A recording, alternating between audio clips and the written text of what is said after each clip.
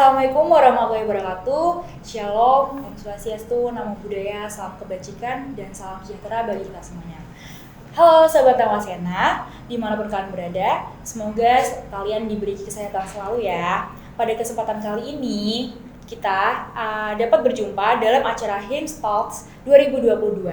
Sebelumnya perkenalkan, nama aku Diva Nurtamia, aku dari Prodi Administrasi Publik Angkatan 2020. Di sini akan nemenin kalian bincang-bincang santai mengenai bagaimana sih cara memanajemen waktu dengan efisien dan bagaimana cara menjadi pemimpin sosial yang baik.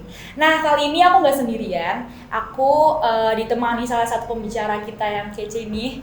Mungkin boleh perkenalan nih Kak. Halo, selamat pagi Kak. Pagi. Mungkin boleh nih perkenalan ke teman-teman dulu. Halo teman-teman, kenalin aku Hadrat Mirza Adindawisya, biasa dipanggil Hadrat, dari Prodi Manajemen dan Administrasi Logistik Angkatan 2019 dan sekarang menjabat sebagai Kepala Biro PMO UKM Peduli Sosial. Oke, ini Kak Hadrat nih gimana nih kabarnya akhir-akhir ini? Alhamdulillah baik sih, cuman kemarin sempat batuk. Kalau kamu sendiri gimana? Iya sih, emang sekarang lagi musim ini juga ya, batuk-batuk, demam juga, banyak juga sih teman-teman. Jadi teman-teman harus jaga kesehatan juga ya. Nah, kalau untuk kesibukannya nih, karena tadi angkatan 19 ya, mungkin kebanyakan tuh lagi magang, KKN, ataupun lagi nyusun skripsi, mungkin nyicil ya Kak. Ini Kak Hadrat sendiri kesibukannya apa nih? Udah beberapa bulan ini aku magang sampai nanti Desember. Terus ya lagi ngajuin judul skripsi juga, sama ini lagi ngurusin oprek di Pesos. Kebetulan jadi koor acaranya karena teman-teman di PMO itu kan sedikit banget ya SDM-nya, cuman berapa ya, 7 orang, jadi emang harus bener-bener handle walaupun udah angkatan 19 kayak gitu. Lumayan padat ya, masih angkatan itu 19 loh, harusnya agak istirahat dikit tapi memang sibuk ya, produktif banget. Nah, mungkin aku langsung mau tanya aja kali ya Kak. Menurut Kak Hadrat sendiri tuh seberapa penting sih berorganisasi bagi seorang mahasiswa? Ini mungkin teman-teman juga ada yang masih bingung pentingnya organisasi itu apa gitu. Oke, pentingnya organisasi buat mahasiswa ya. Kalau menurutku sendiri sangat penting ya teman-teman, karena kalian bakal dapat skill yang nggak didapetin di akademik gitu, kayak contohnya time management, terus gimana cara teamwork, terus cara kalian itu bisa adaptif, agile gitu. Apalagi kalau misalkan teman-teman ini kan udah mulai offline lagi ya, pasti mulai shock gitu, kayak gimana sih ini cara biar bisa lebih deket sama teman-teman gitu, biar bisa lebih dapat relasi luas lagi. Nah, itu sebenarnya caranya dengan ikut organisasi kayak gitu sih. Oke, nah kalau udah masuk organisasi nih, pastikan waktu kita kan kebagi ya Kak ya, entah itu organisasi di kampus, di luar kampus, maupun kita juga tujuan kita kuliah untuk belajar. Nah, kalau menurut Kak Hadrat sendiri, gimana sih Kak cara time management kita tuh biar teratur gitu dan nggak bikin bentrok gitu loh Kak? Oke, kalau dari aku sendiri biasanya aku bikin pemetaan gitu sih, jadwal-jadwal dari yang kita punya gitu, kayak misalkan kuliah itu di hari apa aja, jam berapa aja. Terus kalau organisasi itu pasti kan di luar jam kuliah, tapi kadang juga pasti ada beberapa kepentingan yang harus ke dekanat, ke rektorat gitu kan. Nah, itu kita petain, terus prioritas mana yang paling harus dilaksanain dulu gitu loh. Itu biasanya jadi hal yang mungkin urgent dan harus ditaruh di paling atas, kayak gitu sih paling time manajemennya. Oke, berarti istilahnya kita memprioritaskan kegiatan yang menurut kita tuh lebih penting dulu tuh yang dilakuin di mana. Jadi kita petain dulu ya Kak ya. Yeah. Nah, ada nggak sih Kak pengalaman yang mungkin Kak Hadrat itu kurang dalam manajemen waktu? Jadi kesannya tuh kita malah jadi keteteran gitu. Nah, mungkin boleh dikasih tahu tipsnya dari Kak Hadrat sendiri gimana cara mengatasi kejadian semacam itu. Oke, pernah sih, jujur pernah banget, dan mungkin beberapa kali ada kejadian kayak gitu. Contohnya yang paling terbaru mungkin kayak aku magang tapi juga aku harus pegang oprek gitu ya. Itu cukup hal yang sangat draining banget, ngabisin energi, dan itu time managementku cukup berantakan kemarin. Terus apalagi magangku itu dari jam 8 pagi sampai jam 4:30. Lumayan. Jadi lumayan itu berat banget. Tapi kalau dari aku sendiri tipsnya mungkin ya pelan-pelan dikerjain, kayak misalkan magang nih kan pasti nggak selamanya, bukan selamanya ya, nggak seterusnya dalam satu hari itu kamu penuh ngerjain terus gitu. Nah kalau misalkan bisa bawa laptop sendiri ya dibawa sambil ngerjain tugas yang ada di organisasi kayak gitu. Paling itu sih kalau dari aku. Oke, udah lumayan jelas ya teman-teman ya. Mungkin bisa dipahami juga gimana cara Kak Hadrat memanajemen waktunya. Oke, mungkin aku mungkin ini sedikit beda lagi Kak topiknya. Tapi aku mau nanya nih ke Kak Hadrat. Kan selama ini terjun dan menjadi bagian dari peduli sosial ya di Undip. Nah, kalau menurut Kak Hadrat sendiri, pengabdian masyarakat itu seperti apa sih Kak? Mungkin teman-teman ada yang masih bingung juga nih tentang pengabdian masyarakat. Oke, kalau pengabdian masyarakat sendiri itu sebenarnya luas ya konotasinya. Jadi itu kita ya terjun ke masyarakat, ngebonding sama masyarakat, tapi juga kita gimana caranya bisa memberikan impact ke masyarakat kayak gitu. Contohnya misalkan ada proker, kalau di HIMSS itu kan sama kayak Pesos ya, ada live in. Nah itu salah satu contoh pengabdian masyarakat. Itu gimana caranya kita bersosialisasi sama masyarakat, tapi juga kita bisa ngasih satu benefit ke mereka gitu. Contohnya mungkin terhadap pembangunan desa, atau mungkin ada beberapa hal yang bisa kita kasih ke mereka. Contohnya pendidikan non formal buat teman-teman anak-anak yang sekiranya perlu gitu di desa kayak gitu. Itu sih paling secara singkat untuk pengabdian sosial, pengabdian masyarakat ya. Oke, mungkin aku mau nanya, tadi kan udah sedikit dijelasin ya pengalaman Kak Hadrat di peduli sosial Undip itu seperti apa. Mungkin aku mau, boleh nih Kak Hadrat bisa cerita-cerita ke teman juga, mungkin ada nggak sih pengalaman yang masih berkesan gitu selama mengikuti pengabdian masyarakat ini? Ada sih, jujur tahun kemarin sih sebenarnya ini aku terlalu aktif sih tahun kemarin. Itu ada namanya Sinau atau Aksi Tanam Ilmu, itu dari teman-teman divisi pendidikan, di mana kita terjun langsung ke waktu itu mitranya itu sekolah gitu di perbatasan Semarang sama Demak. Itu di situ kita kasih apa ya, semacam pengajaran non formal gitu sih. Jadi kita kayak berhitung, terus juga ada main, tapi mainnya tuh sambil mikir gitu. Kayak misalkan teman-teman dikasih 2 balok nih, terus ditambah 1 balok berarti jadinya berapa, kan berarti 3 gitu. Jadi kita ngelatih kognitif mereka, tapi juga kita main sama mereka kayak gitu. Itu jujur lumayan berkesan banget. Selain itu juga ada lagi saldo, cuman ini online sih aku ikutnya. Itu lumayan berkesan banget. Cuman kalau saldo ini kan dia tipenya lebih ke upgrading gitu ya. Jadi kita dilatih untuk gimana caranya untuk nambah ilmu di bidang social action gitu. Dan itu lumayan seru banget buat bikin case study-nya kayak gitu. Oke, nah tadi kan kesibukannya Kak Hadrat nih jadi Kabiro PMO UKM Peduli Sosial Undip. Nah kalau menurut Kak Hadrat sendiri gimana sih Kak cara menjadi ketua atau pemimpin di organisasi yang baik?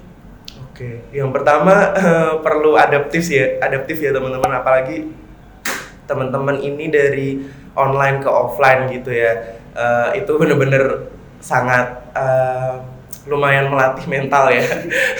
Apalagi teman-teman sebelumnya kayak sambil tiduran aja bisa mimpin rapat gitu. Sekarang harus bener-bener duduk, harus tenang, harus fokus gitu, serius gitu, nggak bisa disambi-sambi gitu. Nah, kalau dari aku sendiri ini sih kalau untuk menjadi pemimpin yang benar, mungkin bukan benar ya, lebih tepatnya pemimpin yang bisa mengayomi gitu.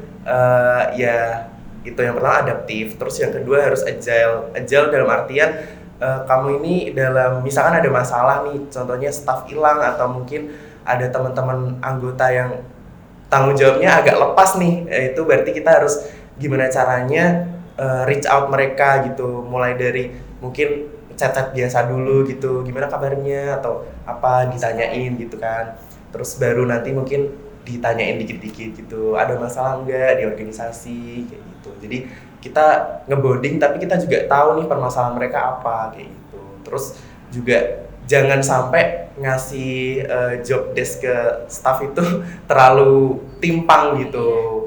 Dan aku biasanya lebih ke ini sih, kayak nawarin dulu ke mereka mau job desk ini apa enggak. Kalau enggak ya berarti nanti aku bakal bikin semacam polling gitu, kira-kira siapa nih yang cocok kayak gitu. Jadi tetap ada keseimbangan untuk mengerjakan job desk kayak gitu.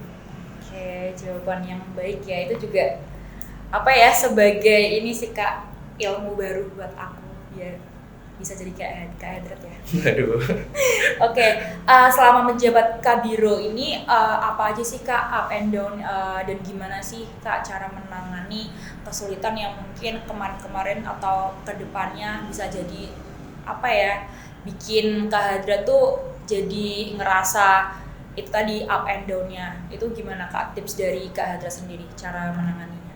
Oke, kalau bicara tentang up and down ada banget ya, apalagi PMO ini kan penjamin mutu organisasi. Kita benar-benar dapat permasalahan di tiap divisi, dapat curhatan semua anggota gitu, entah itu anggota staf muda, staf ahli, bahkan sampai lingkar PH pun juga sering curhat kayak gitu. Itu kalau dari PMO sendiri juga kemarin sempat ada permasalahan, ada satu anak yang udah nggak kuat dan harus ngundurin diri, terus akhirnya di situ cukup down sih aku sih, karena kita udah kurang ya, kita cuman waktu itu berarti ber-8 tapi harus keluar satu, berarti makin kurang lagi, sedangkan kita ada proker namanya divisi monitoring itu cukup draining banget sih itu, karena harus ada 2 partner gitu loh kayak gitu. Kalau dari aku sendiri cara menangani tadi ya untuk up and down harus pinter-pinter ini sih